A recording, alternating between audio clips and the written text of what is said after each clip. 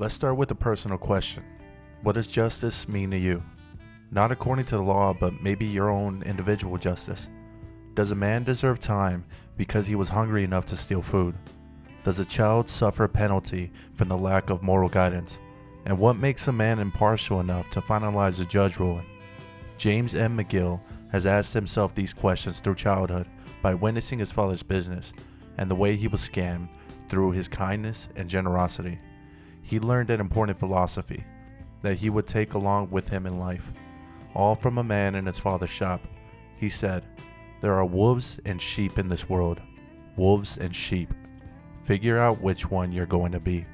And so, Jimmy donned both, becoming a wolf in sheep's clothing.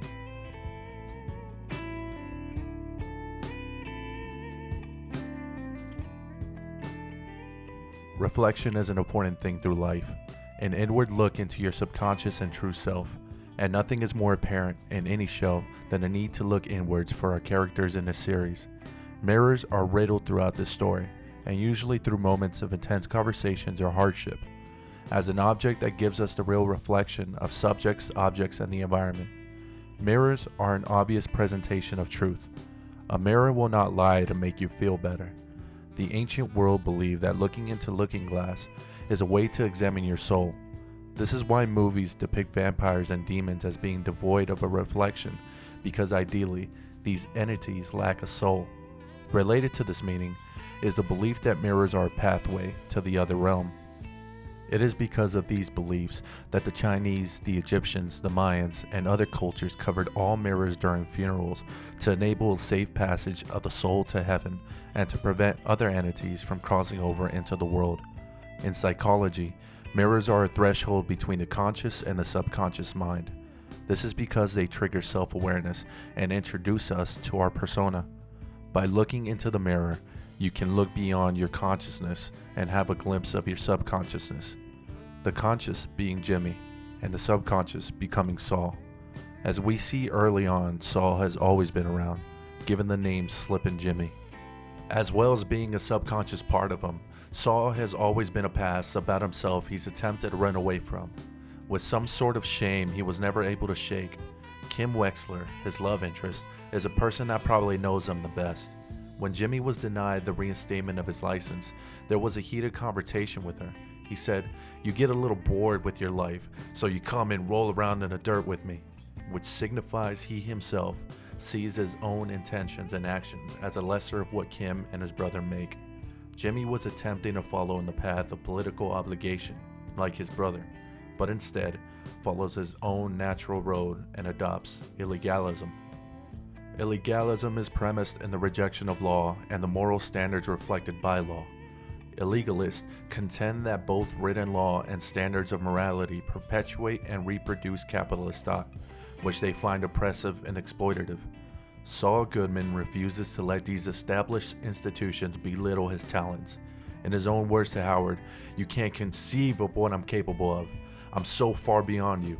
I'm like God in human clothing." Probably my most favorite scene, to be honest. Through his philosophy of illegalism, he can move in between the law and what it permits. Illegalists embrace criminality, either openly or secretly, as a lifestyle, and saw their crime as an educational organizational tool to facilitate a broader resistance movement. One could argue that what Saul did wasn't along those lines, and was more selfish in nature, better described as egoist anarchism. But I'll get to that later. Places like HHM, Swiker and Coakley, and Davison, Maine could never be an option for someone like Saul, not because of the most obvious reasons, like the conformity or boxed-in feeling he gets, but a simple reason: his brother, Charles. Chuck McGill stood for everything in political obligation, which means simply following and obeying the laws because it was the moral thing to do. Although we saw him using this to his advantage with a skewed endgame, as he rehearsed his lines on why the law was so important for the judges. Through Saul Goodman's eyes, we saw the unfair judgments his own brother hit him with. Chuck never really forgave Jimmy because of his past. He would never be anything more than the kid who couldn't keep his hands out of the cash drawer. The speech he gives the scholarship student was mirrored by his feelings at the time. He said, As far as they're concerned, your mistakes is just who you are. It's all you are, and it's all you're ever going to be. He attempts to give this young girl advice by telling her to cut corners, work hard, and win. But not only win, but to look down on the people and system that look down on him. This was a very important moment for Jimmy, for it was the moment he realized that these organizations and institutions are nothing more than the shadow of his brother, his own brother, that wouldn't love him for who he is. So he becomes a man that can finally be true to himself, a man that looks for opportunities or creates them and takes no prisoners. He becomes Saul Goodman. Is Saul Goodman an ethical person? No, I don't think so, but I also don't think he's a bad person, especially when you finally start to understand him. I don't believe him to be selfish either. I see him as a man practicing an illegalism for the sake of it being an educational tool, for the resistance against an oppressive force. The same oppression that constantly labeled him and wouldn't accept him. The beginning intro to Season 3, Episode 1 shows Gene Takovich, one of Saul's many aliases, but in this episode, he hesitantly gives up the location of a kid who was shoplifting. If one was into egoist anarchism, then that would be the end of the story, acting on his own self-interest.